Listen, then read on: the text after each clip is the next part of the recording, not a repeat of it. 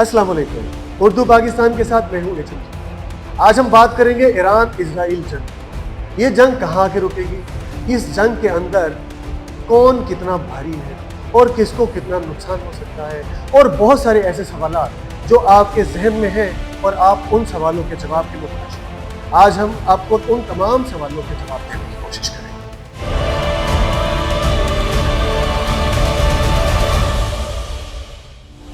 बात बढ़ चुकी है, आग लग चुकी है, यही आग मजीद भड़केगी, मजीद ममालिक इस आग के शोलों की लपेट में आएंगे, मजीद जिंदगियां जाएंगी, मजीद नुकसान भी होगा। कहीं अजानों की सदा है तो कहीं बमों की गूंज, कहीं बच्चों के हंसते चेहरे हैं तो कहीं माओ के पैर। जी हाँ, मैं बात कर रहा हूँ मशरिक़ वस्ता की, जहाँ ज़मीन खून से सैराब है और आसमान से सिर्फ बारूद बरसता है। इजराइल ने पहले फ़लस्तीन को तबाह किया, 50,000 से ज़ायद लोगों की जिंदगियां छीन ली, और अब वही इजराइल ईरान पर हमला आवर है। इजराइली फ़िज़ाई हमलों में ईरान के अब तक 400 से ज़ायद अफराद शहीद हुए हैं।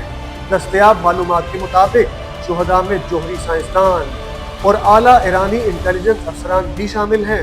इजराइल ने ईरान के जोहरी और फौजी मराकज़ पर फ़िज़ाई हमले किए, तेल के ज़खायर और दिफाई वजारत को भी निशाना बनाया।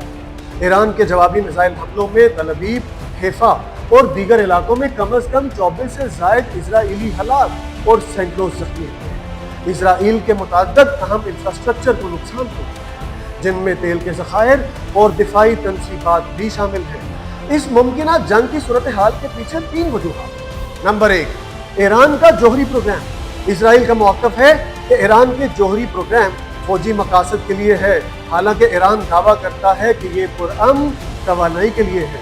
इजराइल को खदशा है कि अगर ईरान जोहरी हथियार हासिल कर लेता है तो वो खित्ते में ताकत का तवाज़ुन बिगड़ जाएगा और इजराइल को बराह रास्त खतरा लाहक होगा।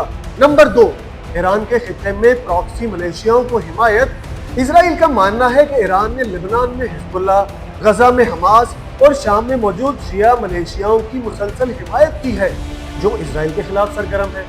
इजराइल इन ग्रोहों को अपने खिलाफ ईरानी असर व रसूख का हथियार समझता है। नंबर 3, नजरियाती और सियासी दुश्मनी। 1979 के इस्लामी इनकलाब के बाद ईरानी क़यादत ने इजराइल के वजूद को गासिब सिरमूनी रियासत करार दिया और उसके खात्मे के लिए मुतालबा किया कि इजराइल को नहीं मानते। ईरान की सियासी और मजहबी क़यादत मुसलसल इजराइल मुखालिफ बयानात देती है, जिससे दुश्मनी में शिद्दत आती है और इजराइल इसे अपने वजूद के लिए खतरा समझता है। इन तीनों वजूहात के बाद खुलासा सिर्फ ये निकलता है कि इजराइल को खदशा है कि ईरान एटमी ताकत बनकर उसकी तबाही का बाइस बन सकता है। ये भी जान लें कि इजराइल ने ईरान पर हमला किसकी मदद से किया। जी हाँ, इजराइली खुफिया एजेंसी मोसाद के कमांडोज ने ईरान में दाखिल होकर खुफिया कार्रवाइयां अंजाम दी, जिससे इजराइली फ़िज़ाइया को हमलों में मदद मिली।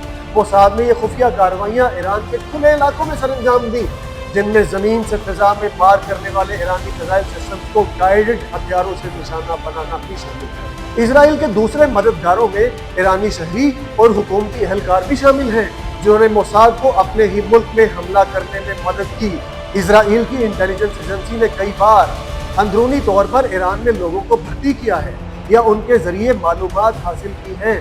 माजी में कई बार ईरानी हुकूमत ने अपने शहरियों को सुमूनी एजेंसियों के लिए काम करने के इल्ज़ाम में फांसी दी है। ये अफराद आम तौर पर न्यूक्लियर प्रोग्राम से वाबस्ता इदारों में काम कर रहे होते हैं, फौजी या सिक्योरिटी एजेंसी से मुंसलिक होते हैं या बैरून मुल्क से इजराइल से राब्ते में होते हैं। बाज़ रिपोर्ट्स के मुताबिक इजराइल ने ईरानी न्यूक्लियर साइंसदान के मकाम, मामूलात या सिक्योरिटी पर मालूमात अंदर से हासिल की, जिनकी बुनियाद पर कत्ल या हमले किए गए, और दीगर MEK मुजाहिदीन खल्क अपोजिशन ग्रोह इजराइल या मगरबी एजेंसियों को भी ईरानी न्यूक्लियर प्रोग्राम से मुतालिक मालूमात फराहम करते रहे हैं। इनकी फराहम करदा मालूमात ने इजराइल की इंटेलिजेंस कार्रवाइयों में मदद की। ये सब हक़ाइक़ साबित करते हैं कि ईरान के अंदर से इजराइल के लिए जासूसी करने वाले अफराद की मौजूदगी एक हकीकत है, जो इजराइल की मोसाद की महारत और ईरान के अंदरूनी अदम इस्तेहकाम दोनों की अक्कासी करती है। इजराइल को ईरान पर हमले का क्या फ़ायदा, ये जान लेते हैं।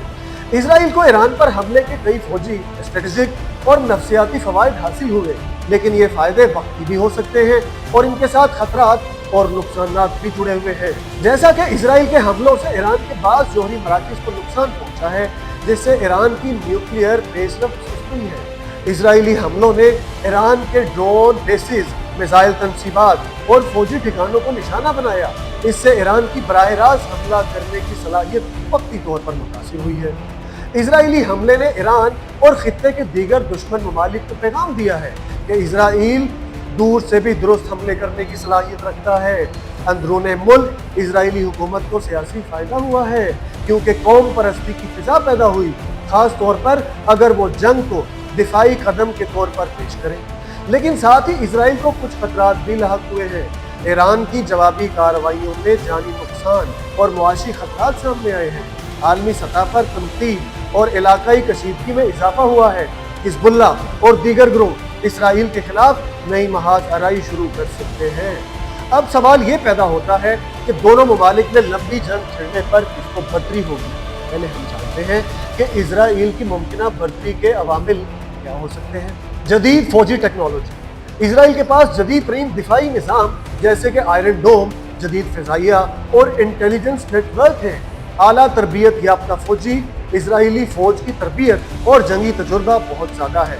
सबसे अहम मजबूत आलमी इत्तेहादी अमरीका और यूरोपीय ममालिक की हिमायत इसराइल को ताकतवर बनाती है। अब ईरान की मुमकिना बर्तरी के अवामिल भी जान लेते हैं। इलाकाई नेटवर्क। ईरान के पास मशरकी वस्ता में हिजबुल्लाह, हमास और दीगर ग्रोहों के जरिए वसी इलाकाई असर व रसूख मौजूद है। बड़े वसाइल। ईरान के पास बड़ी तादाद में फौजी और मिसाइल सलाहियतें हैं, खास तौर पर मिसाइल लॉन्चर्स और ड्रोन टेक्नोलॉजी। स्ट्रेटेजिक गहराई। ईरान जुग्राफियाई तौर पर वसी इलाका रखता है जहां से वो हमले कर सकता है और दिफा भी कर सकता है। अगरचे इसराइल की फौजी तकनीकी बर्तरी वाज़ेह है, ईरान की इलाकाई नेटवर्क और वसाइल एक तवील मुद्दती जंग में बर्तरी दे सकते हैं। आखिरकार जंग की नौइयत, आलमी रद्द-ए-अमल और सियासी हालात ही फैसला करेंगे कि कौन बर्तरी हासिल करेगा। लेकिन याद रखने की बात यह है कि ईरान और इसराइल दो कौमें, दो नजरिए, दो दुनियाएं। एक कहता है हमें जीने दो, दूसरा कहता है हम तुम्हें जीने नहीं देंगे। ईरान कहता है हम तवानाई चाहते हैं, इसराइल कहता है तुम तबाही चाहते हो। लेकिन बीच में वो किसान है जो नहीं जानता यूरेनियम क्या होता है, बस इतना जानता है कि अगर जंग छिड़ी तो उसकी खेती जल जाएगी।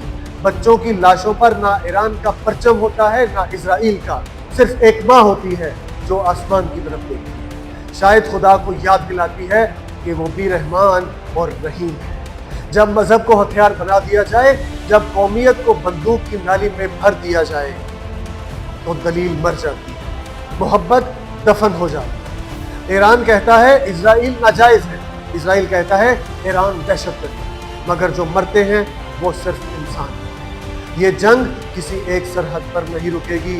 ये आग मजीद भड़की तो सारा मशरकी वस्ता चलेगा।